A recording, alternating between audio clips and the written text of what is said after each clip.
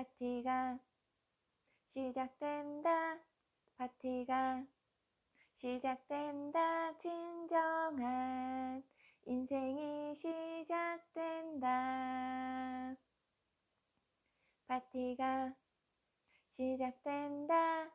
파티가 시작된다. 두 번째 20살이 되었네. 안녕하세요.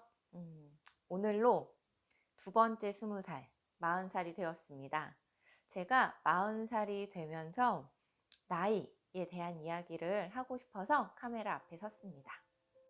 나이를 먹는다는 것에 대해서 어떻게 생각하세요? 저는 나이를 먹는 것을 즐기고 있는 편이에요. 사실 즐기고 있다기보다는 즐기려고 애쓰는 게 맞을 것 같은데, 근데 저에게도 나이를 먹는 게 너무 싫어서 우울증에 걸린 때가 있거든요. 그게 바로 22살 때. 제가 올해 이제 40살인데 지금의 제가 그 22살의 저를 본다면 진짜 너무 어리죠. 너무 예쁜 나이고. 근데 그때는 그냥 많은 것들이 힘들었던 것 같아요. 대학교 3학년이 22살이거든요. 그러면 학교 안에서는 이제 고참으로, 그쵸? 고학년으로 꺾이는 순간이기도 하고요. 대학교 1, 2학년 그 신입생들을 맞이하게 되는 때이기도 하죠. 근데 저는 고등학교 때 IMF를 겪으면서 수능이 끝나고 바로 아르바이트를 시작을 했어요. 그리고 제가 정말 대학생이 되었을 때 부모님 두 분께서 이제 회사를 그만두시면서 가게를 하시겠다고 다른 지역으로 가시는 바람에 저랑 동생이랑 둘은 이제 독립을 하게 됐죠. 그러다 보니까 정말 생계형으로 할 수밖에 없는 아르바이트였어요. 그래서 대학교 1, 2학년을 전부 아르바이트 생활을 했던 것 같은데, 대학교 수업이 끝나면 아르바이트, 그리고 어떨 때는 교수님들께 양해를 구하고 정말 쉬는 시간에 아르바이트 시간에 맞춰서 가기도 했던 것 같아요. 그러다 보니까 저에게는 대학 생활이 그렇게 크게 남아있지 않더라고요. 그러다 어느 날 대학교 3학년 때, 그날도 아르바이트를 가는데 그 잔디밭에서 이제 돗자리 깔고 막 동기들끼리 만화책 보고 놀고 있는 그 후배들의 모습을 보게 된 거예요.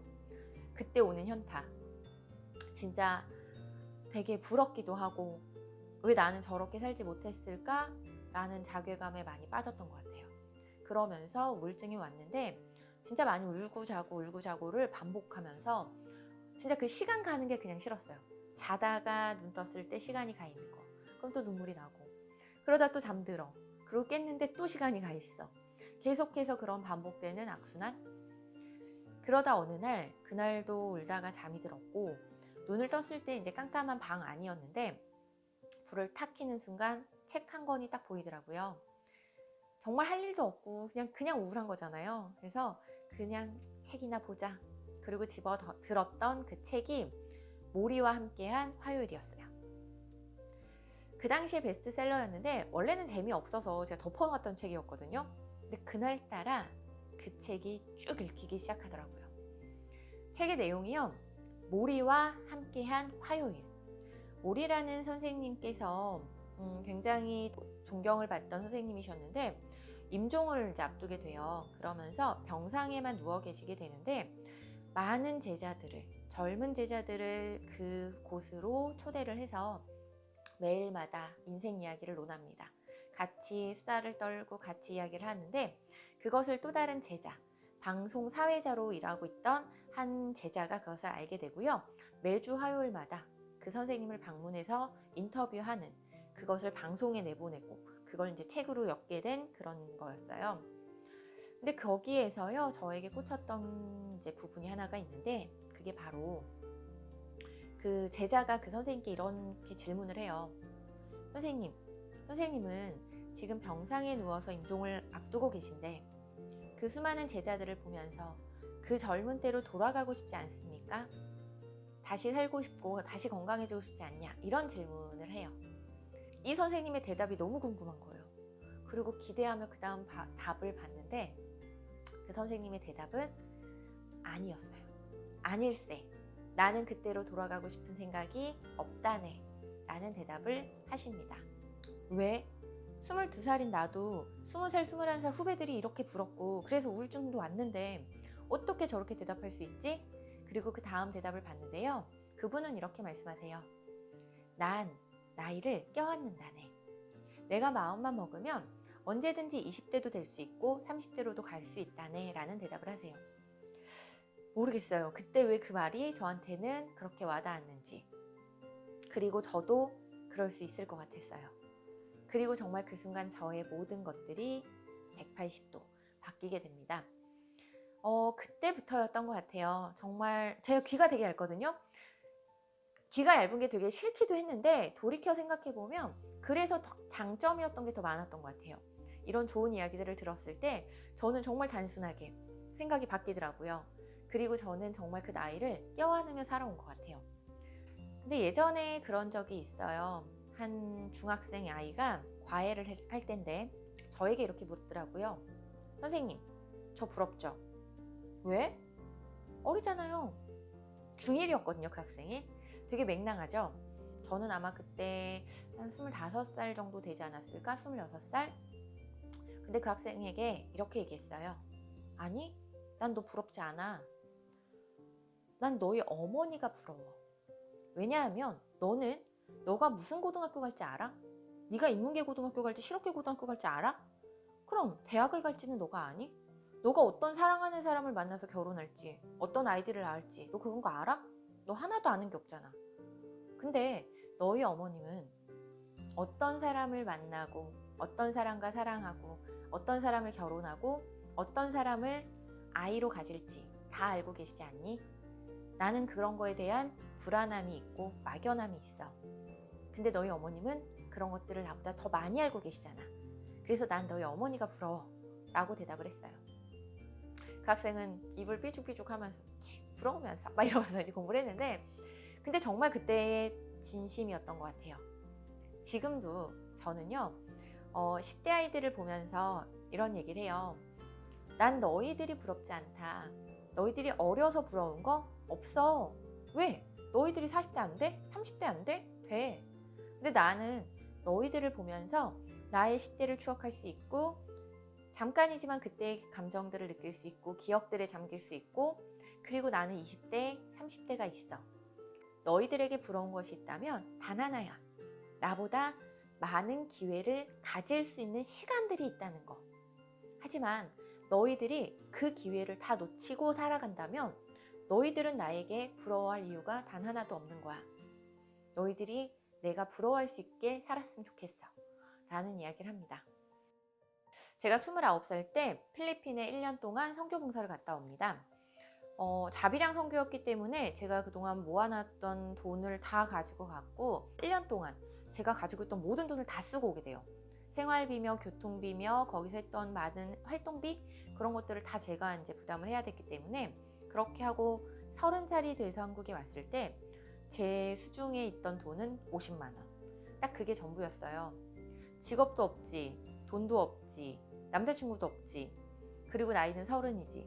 그때는 그게 되게 노처녀 같고 되게 뭔가 한심해 보이기도 했지만 조금 저를 돌아보는 어떤 시간들이 될 수 있었던 것 같아요. 그래서 저의 20대를 돌아보면서 내가 무엇을 할 수 있을까 고민을 하고 또 내가 가장 즐거웠던 일들, 가장 행복했던 일들이 뭘까를 고민하다 보니까 아이들을 가르칠 때 그리고 수학을 가르칠 때였더라고요.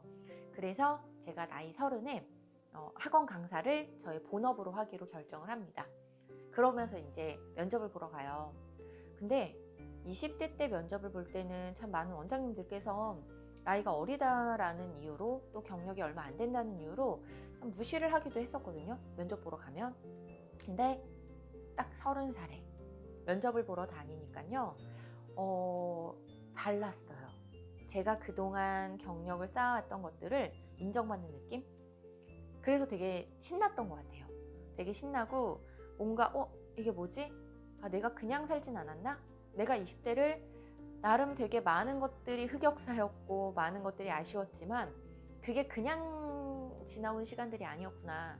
그것들을 그래도 인정받게 되는 순간이 오는구나 라는 마음이 들면서 제 나이 30에 또다시 새로 시작하는 어떤 그런 인생의 기분을 느끼게 돼요. 그러면서 이제 30살을 시작하지요, 30대를. 그때 그 기억이 저에게는 40대를 기대하게 만든 것 같아요. 내가 이 10년이란 시간 동안 이 30대를 정말 멋있게 보낸다면 나의 40대 역시 인정받고 멋있게 살 수 있겠구나. 그리고 또 하나가 예전에 꽃보다 누나라는 프로그램이 있었는데요. 거기서 이미연 씨가 정말 오랜만에 방송에 나와서 그 윤여정 씨한테 이런 말을 해요.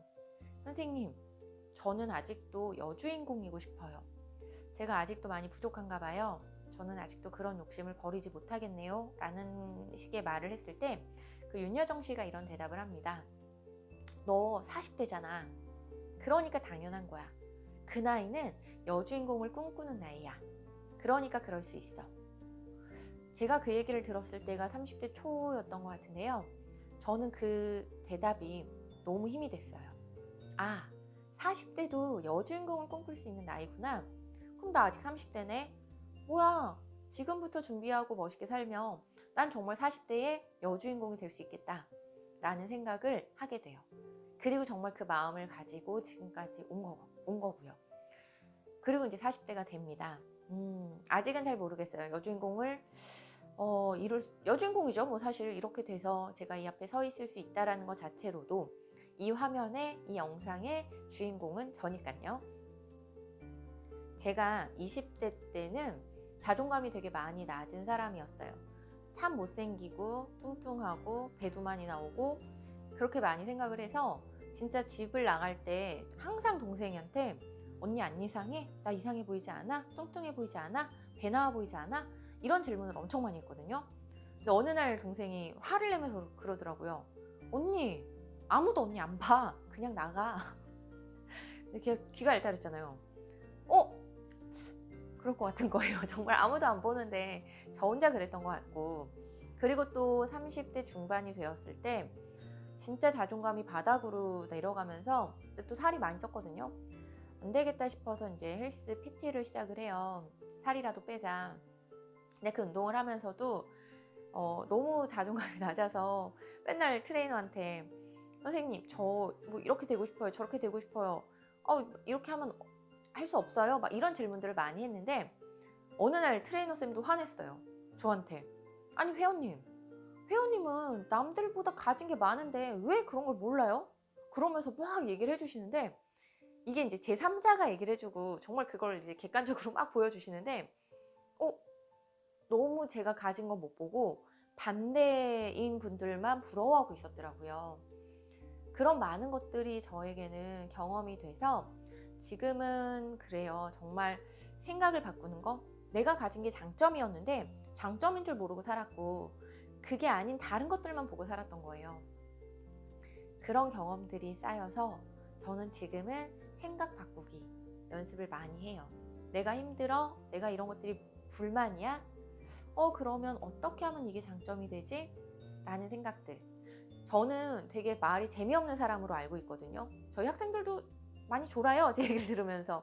근데 그럼에도 불구하고 정말 제 얘기를 들어서 변화되는 한 학생들, 정말 저를 선생님 저희 롤모델이에요 라고 해주는 그 한 명의 학생들,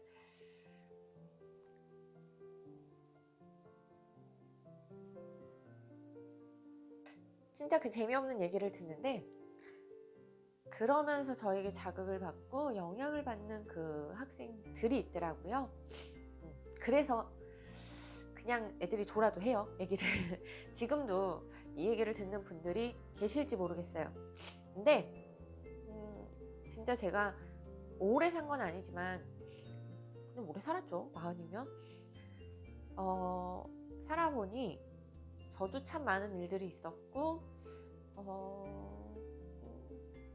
좋은 일만 있던 건 아니죠. 근데 그 좋지 않았던 일들 때문에 제가 정말 학생들하고 더 상담할 수 있고 또 많은 사람들하고 이야기할 수 있었던 것 같아요.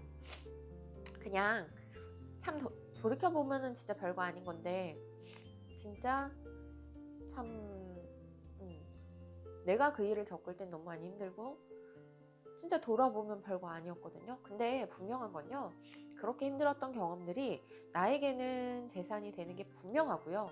그게 지금의 저를 있게 한 것 더더욱 맞고요.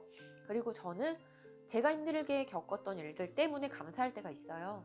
학생들의 고통, 고민 이런 이야기 들을 때 그랬구나 저랬구나가 아니라 선생님도 그런 일이 있었어. 나도 그럴 때 너무 힘들었거든. 그런데 이렇게 얘기할 수 있는 게 저한테는 너무 감사한 일이 되더라고요. 원고도 없이 정말 두서없이 이야기를 한 것 같은데 어쨌든 저는 마흔을 맞이하여 제가 드리고 싶은 말씀은요. 그냥 오늘 하루를 멋있게 사셨으면 좋겠어요. 그냥 멋지게 산다는 게 뭐예요? 내가 계획하고 계획한 대로 살아가는 거. 그냥 내가 오늘 하루 종일 나는 쉬겠다, TV를 보겠다. 그냥 하루 종일 나는 뭔가를 그냥 이렇게 하고 싶어, 저렇게 하고 싶어. 그 생각을 하고 그 생각대로 살아가는 거. 그게 계획이죠. 운동을 하겠다. 그건 뭐 그냥 운동 계획인 거고요. 책을 보겠다. 그건 책을 보겠다는 계획인 거고. 그냥 하루하루를 멋있게 사시다 보면요. 그냥 열심히 살다 보면 그것들이 쌓여서 또 하나의 멋진 제가 될 수 있는 것 같아요. 저는 또다시 멋진 50대를 위해서 10년 동안, 오늘부터 딱 10년이죠. 또 열심히 살아가 보렵니다. 근데 아직 저는 아이가 없어요. 결혼을 했고 뭐 이렇게 이제 살고 있지만 그래서 또 이렇게 말할 수 있을지도 모르겠어요. 아이를 키우시고 육아를 하시는 그런 분들 저는 정말 존경하거든요. 그렇게 진짜 아이를 키우는 일이 진짜 큰일인데 그 일을 하면서도 본인의 생활을 하시고 또 특히 워킹맘들 그런 일들을 하시는 게 저는 너무 존경스럽고 저의 목표는 이제 올해가 아니죠. 이제 앞으로의 저의 40대 목표는 노산이라고 주변에서 빨리 이제 얘기를 하시는데 계획이 있고요. 아이를 갖고 낳고 기르는 것. 그 안에서 저를 찾아가고 또 그것이 저의 또 하나의 계획이 돼서 살아가는 것. 그러니까 예전에는 아이를 낳는 게 되게 부담이고 싫었거든요. 저를 잃어가는 것 같아서. 근데 또 생각해 보니까 저를 잃어가는 게 아니라 또 하나의 어떤 저의 새로운 삶이 시작되는 것 같더라고요. 이렇게 생각하니까 조금은 기대가 또 되고 그래서 저희 40대 좀 더 또 새로운 계획들을 가지고 더 멋있게 살아보려고 합니다. 1월 1일 뭔가를 새롭게 계획하기에 너무 좋은 것 같아요. 근데 왜 이렇게 눈물이 아이고야 무슨 혼자 말하면서 혼자 욱하고 그죠? 혼자 욱하고 죄송합니다. 근데 멋있게 2020년 1월 1일 어제의 해와 오늘의 해가 똑같지만 마음이 달라졌잖아요. 그런 새로운 마음을 가지고 정말 오늘 하루부터 또다시 새로운 계획을 가지고 멋있게 저는 살아보려고 하니 이거 들으시는 분도 함께 멋진 2020년 만드셨으면 좋겠습니다. 저의 40대를 응원해 주시고 또 모든 40대를 응원합니다. 새해 복 많이 받으세요. 울어서 죄송해요.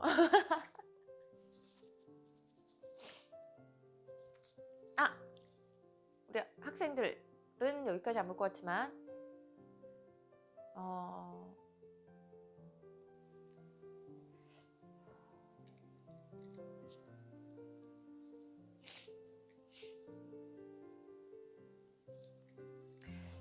부족한 선생님을 잘 따라와 주고 정말 대학생이 되고 사회인이 돼서도 선생님을 롤 모델이라 해주고